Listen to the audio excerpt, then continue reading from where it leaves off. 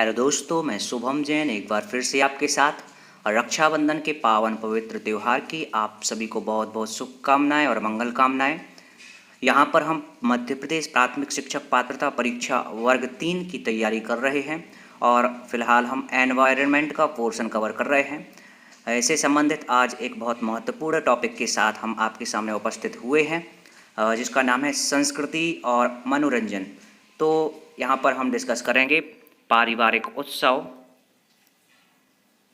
और विभिन्न मनोरंजन के साधन, जैसे कि किताबें हैं, कहानियाँ हैं, कठपुतली प्ले है, मेला, सांस्कृतिक कार्यक्रम और जो कार्यक्रम और दिवस हैं उनको विद्यालय में किस तरह से मनाया जाना चाहिए वो हम डिस्कस करेंगे। ये सभी आपके पर्यावरण के सिलेबस के अकॉर्डिंग हम यहाँ पर वीडियोस तैयार कर रहे हैं। एक एक पॉइंट जो सिलेबस में है उसको देखकर हम यहाँ पर आपके लिए मटेरियल लेकर आ रहे हैं, तो आप अपनी तैयारी कंटिन्यू रखिए। चलिए स्टार्ट करते हैं आज का वीडियो। ये सुखद पारिवारिक जीवन के लिए उत्सव और त्यौहार बड़े उपयोगी हैं। तो आप उत्सव और जो त्यौहार हैं उनकी इम्पोर्टेंस समझते हैं। फ़िलहाल रक्षाबंधन का जो पर्व है वो हम मना रहे हैं। इसके अलावा दिवाली है, दशहरा है, होली है, इस तरह से बहुत पवित्र त्यौहार जो कि पारिवारिक जीवन के लिए महत्वपूर्ण होते हैं वो हमारा समाज और लोग मनाते हैं और इनके अनेक लाभ हैं जो हम यहाँ पर डिस्कस करने वाले हैं। तो इनके द्वारा अनेक लाभ हैं। क्या क्या लाभ हैं देख लेते हैं। इसमें सम्मिलित रूप से समस्त परिवार के व्यक्ति सम्मिलित हो सकते हैं। अभिनय, गान, कीर्तन, पठन, पाठन, स्वाध्याय इत्यादि साथ साथ करने में सब में भ्रातृभाव का संचार होता है। वैसे तो अगर हम बात करें दिन प्रतिदिन की, तो परिवार के सभी सदस्य एक साथ नहीं उठ बैठ पाते हैं, ना ही एक दूसरे को ज़्यादा समय दे पाते हैं, परंतु ये उत्सव और जो त्यौहार होते हैं उनके कारण सब एक साथ बैठ पाते हैं और अभिनय, गान, कीर्तन, पठन पाठन या फिर अन्य तरीके हैं, इनके माध्यम से उनमें भ्रातृभाव का संचार होता है, मतलब कि भाईचारे का संचार होता है। क्षमता का प्रचार त्योहारों में हो सकता है। प्रत्येक व्यक्ति सामूहिक रूप से उन्हें सफल बनाने में उपयोग करता है। पुराने सांसारिक और आध्यात्मिक गुरु की स्मृति पुनः हरी हो जाती है। जो कि धार्मिक कार्यक्रम होते हैं वो बहुत से कार्यक्रम जो पुराने आध्यात्मिक गुरु हैं उनकी स्मृति में मनाए जाते हैं, तो इसीलिए मनाए जाते हैं कि हम उनको दोबारा स्मरण कर पाएँ। यदि हम गहराई से विचार करें तो हमें प्रतीत होगा कि प्रत्येक त्यौहार का कुछ गुप्त आध्यात्मिक अर्थ है। ये बिल्कुल सही बात है। जितने भी त्यौहार हैं उनको मनाए जाने का एक प्राचीन कारण है।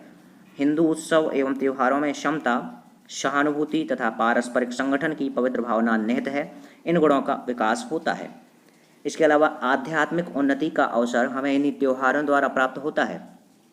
हमारे प्रत्येक उपवास, मौन व्रत, समारोह का अभिप्राय सच, परिवार में प्रेम, ईमानदारी, सत्यता, उदारता, दया, श्रद्धा, भक्ति और उत्साह के भाव उत्पन्न होते हैं। ये सब आत्मा के स्वाभाविक गुण हैं। यही मनुष्य की स्थायी शक्तियाँ हैं। तो आप समझ सकते हैं कितना ज़्यादा महत्व है उत्सवों और त्योहारों का। आप कल्पना कीजिए कि अगर इतने जो उत्सव और त्यौहार हम हर साल मनाते हैं ये ना होते तो किस तरह से हमारा जीवन यापन होता और किस तरह से हमारी जीवन शैली होती। इसी बात से आप समझ सकते हैं कि कितना महत्व है त्योहारों का। ये उत्सव और त्यौहार केवल रस्म अदायगी, बाह्य दर्शन या झूठ दिखावा मात्र ना बने, बल्कि पारिवारिक भावना, संगठन, एकता, समता और प्रेम की भावना के विकास में सहायक हों। पारिवारिक जीवन का विकास करने के लिए हमें कविता और विषमता की भावना त्यागनी होगी और स्नेह सरिता प्रवाहित करनी होगी और सहानुभूति का सूर्य उदय करना होगा। ये बहुत अच्छी बात लिखी हुई है कि त्यौहार को हमें केवल रस्म व रिवाज या फिर दिखावे के लिए नहीं मनाना चाहिए, बल्कि हमें एकता, संगठन, समता और प्रेम की भावना के विकास में ये सहायक हो, इस तरह से मनाना चाहिए। आगे बढ़ते हैं। उत्सव तथा त्योहारों में हम सबको एक ही स्थान पर एकत्रित होने का अवसर प्राप्त होता है। हम मिलजुल कर परस्पर विचार विनिमय कर सकते हैं। एक ही विषय पर सोच विचार कर अपनी समस्याओं का हल सोच सकते हैं। परस्पर साथ रहने से हम एक दूसरे के गुण दोषों की ओर भी संकेत कर सकते हैं। ये वे अवसर हैं जो पारिवारिक भेदभाव भुलाकर पुनः स्नेह सहानुभूति में आबद्ध करते हैं। बड़े उत्साह से हमें इन्हें मनाना चाहिए। तो उत्सव जो है वो बार बार नहीं आते हैं, बहुत समय बाद ऐसा मौका हमें मिल पाता है कि हम अपने सभी पारिवारिक सदस्यों के साथ एक स्थान पर एकत्रित हो पाएँ और इसका हमें सदुपयोग करना चाहिए। एक दूसरे के जो गुण हैं या दोष हैं उनकी ओर हमें संकेत करना चाहिए और पारिवारिक जो भेदभाव हैं उनको भुलाकर सहानुभूति और स्नेह की भावना को विकसित करना चाहिए। देख लेते हैं मनोरंजन के साधन, आगे बढ़ते हैं। मनोरंजन के साधन क्या क्या हैं? तो पुस्तक है सबसे पहले तो। पुस्तक के से आप भली भांति परिचित हैं। पुस्तक या किताब लिखित या मुद्रित पन्नों के संग्रह को कहते हैं।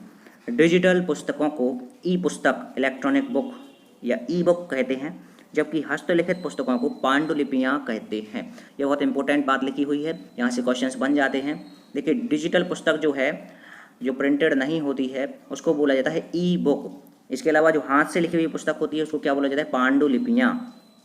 एक स्थूल पदार्थ के रूप में पुस्तक सामान्यतः आयताकार पृष्ठों का एक पुलिंदा है, जिसे कागज, पेपर और चर्मपत्र या भोजपत्र से निर्मित किया जाता है और जिसे एक ओर से बांधकर, यानी कि दाईं या फिर बाईं ओर से बांधकर या सिलकर या सीकर फिर किसी अन्य माध्यम से एक साथ इस प्रकार से दृढ़ कर दिया जाता है कि उसे सरलता से पढ़ा जा सके। तो कई पेजों का संग्रह है, कई पृष्ठों का संग्रह है एक पुस्तक। आज पुस्तकें सिर्फ स्थूल रूप में ही उपलब्ध नहीं हैं, बल्कि संचार क्रांति के फलस्वरूप वह ई पुस्तकों और दूसरे रूपों में भी उपलब्ध हैं। जैसे कि अगर आपने पास में प्रिंटेड पुस्तक नहीं है तो आप इंटरनेट से या फिर प्ले स्टोर से वह बुक डाउनलोड कर सकते हैं और मोबाइल पर वो पढ़ सकते हैं। इन्हें हम ई बुक बोलते हैं।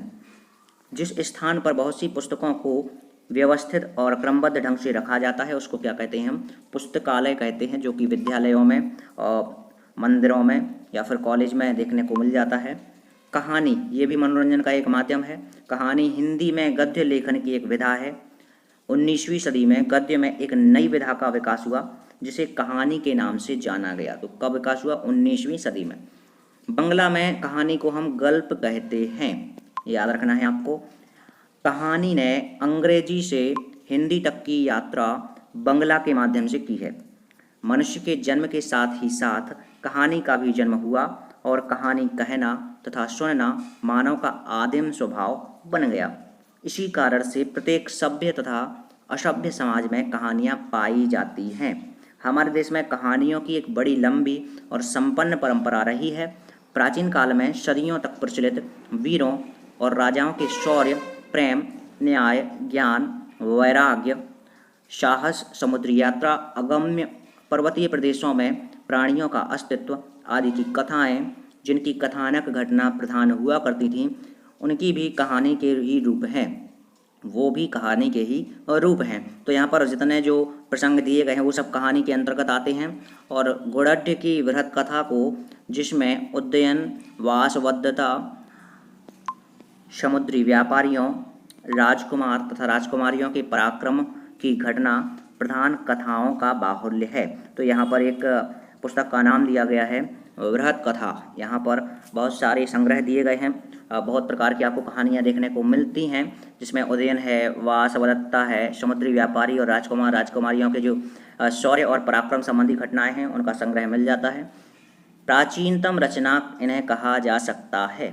और वृहत कथा का प्रभाव दंडी के 10 कुमार चरित, वाणभट्ट की कादंबरी, शिवबंधु की वासवदत्ता, धनपाल की तिलक मंजरी, सोमदेव के यशस तिलक तथा मालती माधव, अभिज्ञान शाकुंतलम, मालविकाग्निमित्र, विक्रमोर्वशीयम, रत्नावली, मृच्छकटिकम जैसे अन्य काव्य ग्रंथों पर साफ साफ परिलक्षित होता है। तो इनमें से बहुत सारे नाम आपने पहले भी सुने हुए होंगे। ये बहुत बड़े बड़े नाम यहाँ पर दिए गए हैं पुस्तकों के, जिसमें कि अच्छी अच्छी कहानियों का संग्रह आपको देखने को मिल जाता है। इसके पश्चात छोटे आकार वाली पंचतंत्र, हितोपदेश, बेताल 25, सिंहासन 32, शुक सप्तति, कथा सरित सागर, भोज प्रबंध जैसी साहित्यिक और कलात्मक कहानियों का युग आया। इन कहानियों से श्रोताओं को मनोरंजन के साथ ही साथ नीति का उपदेश भी प्राप्त होता है। प्रायः कहानियों में असत्य पर सत्य की, अन्याय पर अन्याय की और अधर्म पर धर्म की विजय दिखाई गई है। जितनी भी कहानियाँ हैं वहाँ से हमें कुछ अच्छी बात सीखने को मिलती है। अन्याय से न्याय की ओर हम जाते हैं, असत्य से सत्य की ओर जाते हैं, यही कहानी का उद्देश्य होता है। तो अब देख लेते हैं कहानी के तत्व, यानी कि कहानी किन किन चीज़ों से मिलकर बनी होती है। तो सबसे पहले उसमें होती है कोई कथानक या फिर कथा वस्तु, किस चीज़ से संबंधित है कहानी, वो कहलाती है उसकी कथा वस्तु। पात्र, चरित्र, चित्रण, उसमें जो लोग भाग ले रहे हैं कहानी में वो कहलाते हैं उसके पात्र, उनका चरित्र, चित्रण। कथोपकथन या फिर संवाद, उनके बीच में जो वार्तालाप होता है, बातचीत होती है, वो कहलाता है कथोपकथन। इसके बाद देश काल या फिर वातावरण, किन वातावरणों में कहानी का निर्माण हुआ है, पात्र किन वातावरण में है, ये कहलाता है देश काल या फिर वातावरण। भाषा शैली, कहानी की भाषा शैली किस प्रकार की है, और उद्देश्य, किस उद्देश्य से उस कहानी की रचना की गई है वो, ये सभी कहानी के प्रमुख तत्व हैं। अब आते हैं अगले साधन की ओर, जिसका नाम है कठपुतली प्ले। तो कठपुतली नृत्य को लोकनाट्य की ही एक शैली माना गया है। कठपुतली अत्यंत प्राचीन नाटकीय खेल है जिसमें लकड़ी, धागे, प्लास्टिक या प्लास्टर ऑफ पेरिस की गुड़ियों द्वारा जीवन के प्रसंगों की अभिव्यक्ति तथा मंचन किया जाता है।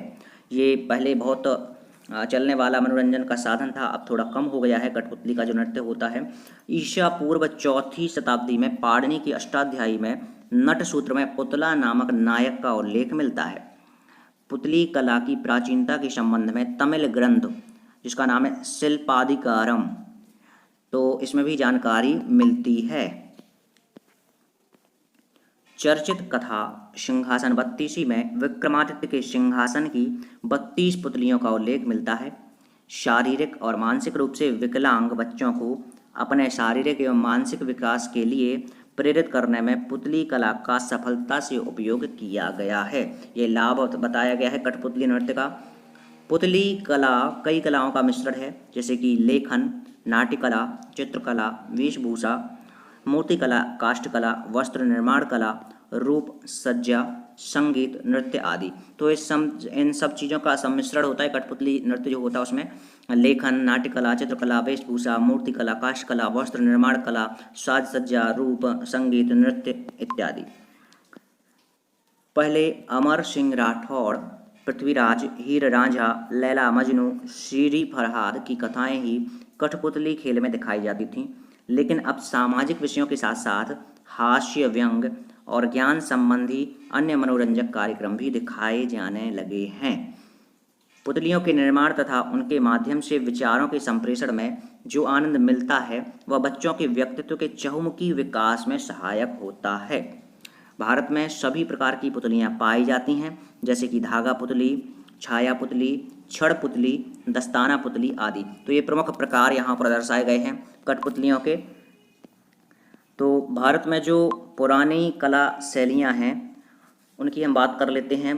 पुतली की जो कला शैलियाँ हैं, धागा पुतली, सबसे पहले बात करते हैं धागा पुतली पर। तो इसमें अनेक जोड़ युक्त अंगों का धागों द्वारा संचालन किया जाता है, जिस कारण ये पुतलियाँ काफ़ी लचीली होती हैं। तो धागा पुतली जो होती है उसमें धागे के द्वारा पुतली का निर्माण किया जाता है और ये लचकदार होती है, क्योंकि धागा लचकदार होता है, उसको कहीं से भी मोड़ा जा सकता है। राजस्थान, उड़ीसा, कर्नाटक, तमिलनाडु में धागा पुतली कला पल्लवित हुई। राजस्थान की कठपुतली, उड़ीसा की कोनदेई, कर्नाटक की गोम्बियट्टा तथा तमिलनाडु में बोम्मालट्टा ये धागा पुतली कला के प्रमुख उदाहरण हैं। इसके बाद दूसरा प्रकार देख लेते हैं पुतली का, छाया पुतली। तो छाया पुतलियाँ चपटी होती हैं और चमड़े से बनाई जाती हैं। इसमें पर्दे को पीछे से प्रदीप्त किया जाता है और पुतली का संचालन प्रकाश स्रोत तथा पर्दे के बीच से किया जाता है। ये छायाकृतियाँ रंगीन भी हो सकती हैं। तो छाया पुतली जो है वो रंगीन भी हो सकती है और इसको पर्दे के पीछे प्रदीप्त किया जाता है।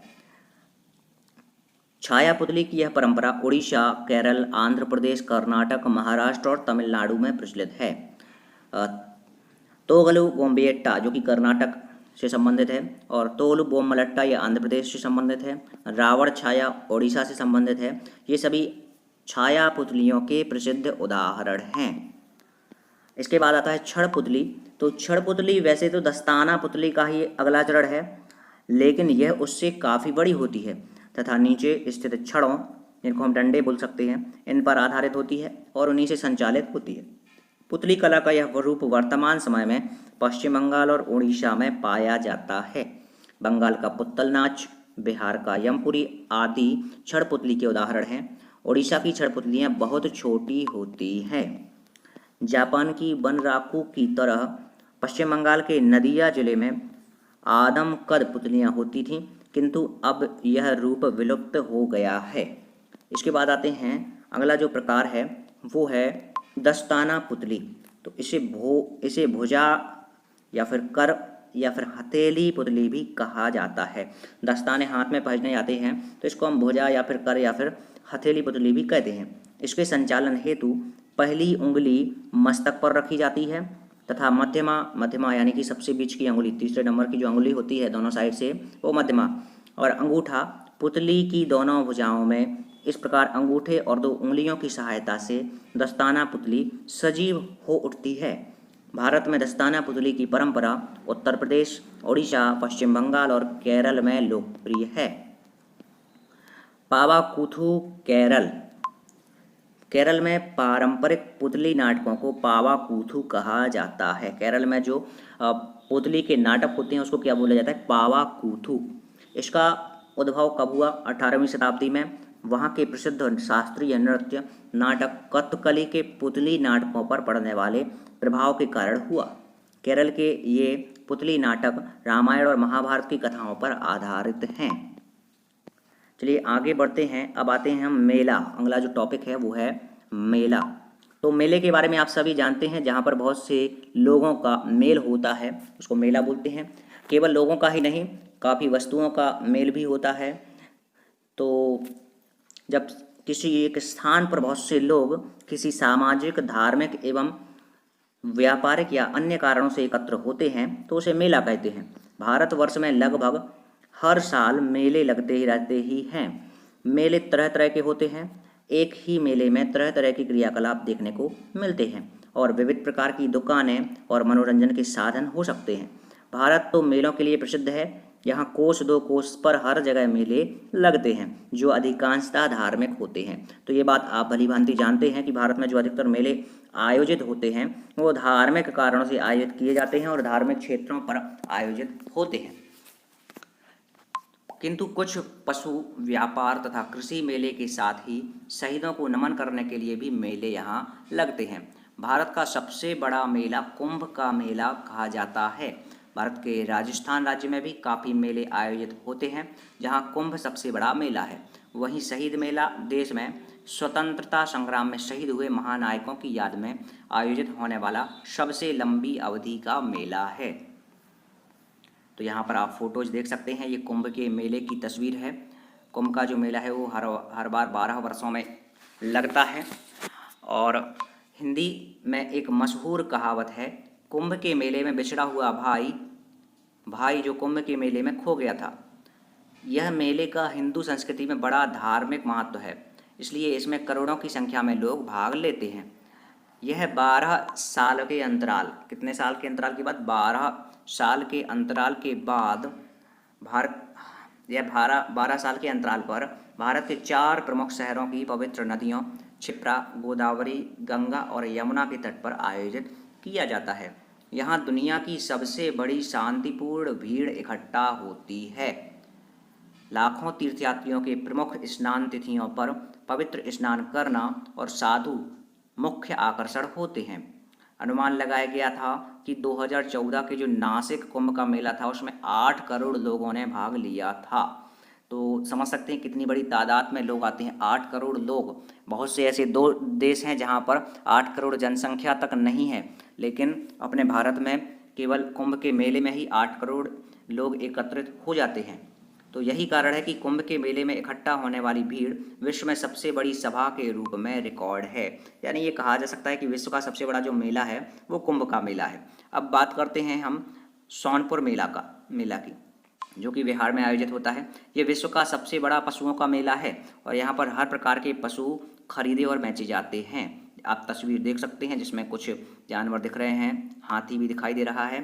तो इसके बारे में हम जान लेते हैं। सोनपुर मेला जो कि बिहार में आयोजित होता है, यह आमतौर पर नवंबर में पूर्णिमा के दिन कार्तिक पूर्णिमा को आयोजित किया जाता है। यह दुनिया के सबसे बड़े पशुधन मेलों में से एक है। ठीक है, पशुधन मेले यानी कि पशुओं को खरीदा और बेचा जाता है और एशिया में सबसे बड़ा है। यह गंडक और गंगा नदी के तट पर सोनपुर में हर साल आयोजित किया जाता है। लगभग 1 महीने तक चलने वाले इस मेले में ऊंट, हाथी, गाय, भैंस, कुत्ते, घोड़े, खरगोश, भेड़, पक्षी, गिनी सुअरों का व्यापार किया जाता है। इस मेले की जड़ों से मौर्य राजा का वापस पता लगाया जा सकता है। अब आते हैं हम पुष्कर मेले की और राजस्थान में जो मेले आयोजित होते हैं वो अपनी सभ्यता और संस्कृति का परिचय स्वयं देते हैं। इस तस्वीर में आप देख पा रहे होंगे और तस्वीर को देख के आप अंदाज़ लगा सकते हैं कि ये कहाँ का मेला है। तो ये जो मेला है वो राजस्थान का मेला है। जो सजावट दिख रही है, जो वेशभूषा दिख रही है वो राजस्थान की है। तो ये पुष्कर मेला है जो राजस्थान में आयोजित होता है पुष्कर में। यह मशहूर ऊँट मेले के रूप में जाना जाता है। यह उत्सव अजमेर जिले के पुष्कर में आयोजित किया जाता है। पुष्कर 14वीं सदी के जगत पिता ब्रह्मा मंदिर के लिए भी प्रसिद्ध है, जो दुनिया में केवल एक ही ब्रह्मा मंदिर है। इस मेले में हजारों पशुधन खरीदारों और डीलरों की भारी संख्या इकट्ठा होती है, जो घोड़े, ऊंट आदि मवेशियों का व्यापार करते हैं। अनुमान है कि 50,000 से अधिक ऊँटों को सजाया जाता है और ऊँट व घोड़ा दौड़ प्रतियोगिता आयोजित की जाती है। मवेशियों के अलावा सबसे लंबी मूंछ प्रतियोगिता, दुल्हन प्रतियोगिता, मटकी फोड़ प्रतियोगिता पर्यटकों के लिए मुख्य आकर्षण है। तो ये बहुत सुंदर सुंदर प्रतियोगिताएं भी मेले में आयोजित की जाती हैं, जिनका अपना विशेष महत्व है। अब आगे बढ़ते हैं। अब है कोलायत मेला। तो ये भी राजस्थान में आयोजित किया जाता है। ये एक रंगीन मेले के रूप में जाना जाता है। यहाँ पर आपको जो चित्र दिख रहा है उसमें बहुत सारे दीपक जलते हुए दिखाई दे रहे हैं। तो इस मेले से संबंधित जो महत्वपूर्ण जानकारी है वो हम डिस्कस कर लेते हैं। तो कोलायत मेला, यह मेला राजस्थान के सबसे रंगीन मेलों में से एक है। कोलायत मेला बीकानेर में सबसे बड़ा मेला है। कहाँ पर आयोजित होता है? बीकानेर। और यह कार्तिक पूर्णिमा पर आयोजित किया जाता है। कार्तिक पूर्णिमा पर ही जो पुष्कर मेला है वो भी आयोजित होता है और कोलायत मेला भी आयोजित होता है। तो कोलायत तीर्थ यात्रा का एक ऐतिहासिक केंद्र है। यह माना जाता है कि यहाँ वैदिक ऋषि कपिल को पीपल के पेड़ के नीचे दफनाया गया था। इस मेले में सभी 52 घाटों को सजाया जाता है। कपिल सरोवर झील में हजारों रोशन लैंपों को तैरते हुए मेले की खूबसूरती को देखा जा सकता है। आगे बढ़ते हैं। लद्दाख में एक बहुत ही प्यारा और अनुपम मेला आयोजित होता है जिसका नाम है हेमेस गोम्पा मेला। आप तस्वीर देख पा रहे होंगे। तो यह मेला आध्यात्मिक नेता और तिब्बत तांत्रिक बौद्ध धर्म के निर्माता पद्म संभव की जयंती मनाने के रूप में लद्दाख की खूबसूरत भूमि पर आयोजित किया जाता है। यह तिब्बती चंद्र कैलेंडर के हर 5वें महीने के 10वें दिन मनाया जाता है। यह मेला 2 दिवसीय होता है और ज्वलंत और विशाल मेले के रूप में जाना जाता है। तो 2 दिन का ये मेला होता है और इसमें लोक नृत्य और नाटकों के विभिन्न प्रकारों का प्रदर्शन किया जाता है। यह पर्यटन का एक प्रमुख आकर्षण केंद्र है। यह सबसे बड़ा बौद्ध मठ है, इसलिए मेले का नाम हेमेस गोम्पा है। इसके बाद है चंद्रभागा मेला, जो कि उड़ीसा में आयोजित होता है। तो चंद्रभागा मेला, उड़ीसा का चंद्रभागा मेला फरवरी महीने में हर साल आयोजित किया जाता है। यह उड़ीसा के कोणार्क का प्रसिद्ध सूर्य मंदिर की पूजा के लिए आयोजित किया जाता है। यह सबसे रंगीन और धार्मिक रूप से बहुत महत्वपूर्ण उत्सवों में से एक है। तो कोणार्क का जो सूर्य मंदिर उसकी पूजा और अर्चना के लिए ये मेला आयोजित होता है। इसके बाद है गंगा सागर मेला, जो कि पश्चिम बंगाल में आयोजित होता है प्रतिवर्ष। यह सुंदरवन के द्वीपों पर आयोजित होने वाला पश्चिम बंगाल का सबसे बड़ा मेला है। तो कहाँ पर आयोजित होता है? पश्चिम बंगाल में सुंदरवन के जो द्वीप हैं वहाँ पर। यह मकर संक्रांति पर्व के समय मनाया जाता है। यह लाखों श्रद्धालुओं को आकर्षित करता है। यह वह समय होता है जब सूर्य धनु से मकर राशि में प्रवेश करता है। इस अवसर पर श्रद्धालु गंगा में डुबकी लगाते हैं। कहा जाता है कि इस पवित्र स्नान से मोक्ष की प्राप्ति होती है। डुबकी कपिल मुनि मंदिर या आश्रम में पूजा के बाद लगाई जाती है। यह पर्यटन के आकर्षण का एक केंद्र है जो तीर्थयात्रियों और रोमांच प्रेमियों को आकर्षित करता है। तो आप देख सकते हैं कितने सुंदर सुंदर मेले भारत में आयोजित होते हैं। इसलिए कहा जाता है कि अनेकता में एकता, यही भारत की विशेषता है। अम्बुबाची मेला, ये असम में आयोजित होने वाला मेला है और पूर्वी भारत का ये सबसे बड़ा मेला है। यह गुवाहाटी के कामाख्या मंदिर में हर साल मानसून में आयोजित किया जाता है और मध्य जून में समाप्त हो जाता है। जब ब्रह्मपुत्र नदी उफान पर होती है तब कामाख्या देवी का वार्षिक धर्म उत्सव आयोजित किया जाता है। जप मंत्र, भक्तों की पूजा इस मेले को बहुत रोचक बनाती है, जिसका नाम है अम्बुवाची मेला। आगे बढ़ते हैं। इसके बाद है गणगौर मेला, जो कि राजस्थान में आयोजित होता है। और जो प्रमुख त्यौहार हैं उनमें से एक है गणगौर राजस्थान का। तो गणगौर राजस्थान के सबसे बड़े त्योहारों में से एक है। गणगौर का मेला जयपुर, जोधपुर, बीकानेर, नाथद्वारा जैसे कई स्थानों पर आयोजित किया जाता है। इस त्यौहार पर युवा लड़कियां नए कपड़े पहने अच्छा पति पाने के लिए प्रार्थना करती हैं। इस दिन देवी की प्रतिमा को सजाया जाता है और शहर की गलियों में घुमाया जाता है। महिलाएं टंकी, बगीचे, कुआं पर गौरी माता का चित्र बनाती हैं और ईसर सिर पर रखकर महिलाएं देवी के गीत गाती हैं। इसके बाद है बेड़ेश्वर धाम मेला। ये भी राजस्थान में आयोजित होता है। यह मेला राजस्थान राज्य के डूंगरपुर जिले में मनाया जाता है।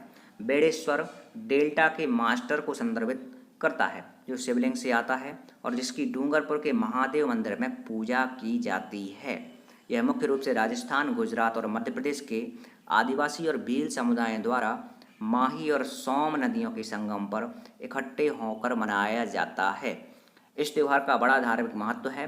ये आदिवासी समुदाय इस मेले के अवसर पर मज़ेदार गाने गाते हैं और नाचते हैं। यानी कि यहाँ पर आदिवासी समुदाय के अधिकतर लोग इकट्ठा होते हैं बेड़ेश्वर धाम मेले में, और ये डूंगरपुर ज़िले में मनाया जाता है। इसके बाद अभी तो हमने चर्चा की प्रमुख मेलों की। इसके बाद हम आते हैं सांस्कृतिक कार्यक्रम जो हैं और राष्ट्रीय दिवस जो हैं वो विद्यालय में किस प्रकार से मनाए जाने चाहिए। तो विद्यालय में प्रतिवर्ष राष्ट्रीय दिवस जैसे कि स्वतंत्रता दिवस है 15 अगस्त को मनाया जाता है। इसके अलावा 26 जनवरी को गणतंत्र दिवस मनाया जाता है और महात्मा गांधी का जन्म जयंती 2 अक्टूबर को मनाया जाता है। तो ये जो पर्व हैं वो राष्ट्रीय दिवस के रूप में मनाए जाते हैं और इन दिवसों पर सांस्कृतिक कार्यक्रम आयोजित किए जाते हैं। तो विद्यालयों में किस तरीके से इनका आयोजन किया जाना चाहिए वो हम यहाँ पर समझेंगे। तो किसी संस्कृति की विशेषताओं को कला के माध्यम से प्रस्तुत करना सांस्कृतिक कार्यक्रम है। और सांस्कृतिक कार्यक्रम किसी विशेष क्षेत्र की संस्कृति की विशेषताओं को नाटक, नृत्य या गायन के माध्यम से प्रस्तुत किया जाता है, जैसे कि गरबा, लावणी, कथक और रागनी आदि। राष्ट्रीय दिवस एक विशेष निर्दिष्ट तिथि समारोह है जो किसी राष्ट्र या गैर संप्रभु देश की राष्ट्रीयता का प्रतीक होता है। भारत में राष्ट्रीय दिवस के अंतर्गत 15 अगस्त, 26 जनवरी, यहाँ पर थोड़ा मिस्टेक हुआ है प्रिंट होने में, तो ये आपको 26 जनवरी कर लेना है, और 2 अक्टूबर और 31 अक्टूबर आदि आते हैं। भारत में 15 अगस्त दिवस का विशेष महत्व है क्योंकि 15 अगस्त 1947 को भारत को पूर्ण स्वतंत्रता प्राप्त हुई थी। इसके अलावा 26 जनवरी 1950 को भारत एक गणतंत्र देश बना। इस दिन विद्यालयों और सार्वजनिक स्थलों में अनेक सांस्कृतिक कार्यक्रम आयोजित किए जाते हैं। इन कार्यक्रमों को मनाने का उद्देश्य समाज में लोगों के बीच जागरूकता और सद्भावनाओं को बता देना है। इसके अलावा 2 अक्टूबर भारत के राष्ट्रपिता महात्मा गांधी के जन्मदिन के उपलक्ष्य में मनाया जाता है और विश्व अहिंसा दिवस के रूप में भी ये मनाया जाता है क्योंकि जो महात्मा गांधी थे उन्होंने अहिंसा पर विशेष जोर दिया, हिंसा न करने का उन्होंने सभी से आग्रह किया और इन्होंने भारत की आज़ादी में महत्वपूर्ण योगदान दिया। अंतर्राष्ट्रीय स्तर पर इस दिवस को अंतर्राष्ट्रीय अहिंसा दिवस के रूप में मनाया जाता है। इसके अतिरिक्त 31 अक्टूबर को राष्ट्रीय एकता दिवस के रूप में मनाया जाता है, जो भारत के पहले गृह मंत्री लौह पुरुष के नाम से जाने जाते हैं सरदार वल्लभ भाई पटेल, उनके जन्मदिन के उपलक्ष्य में मनाया जाता है। तो ये कुछ महत्वपूर्ण जानकारी थी इस टॉपिक से संबंधित, और ये हमारा टॉपिक यहीं पर समाप्त होता है। कल फिर मुलाकात होगी आपसे एक नए टॉपिक के साथ।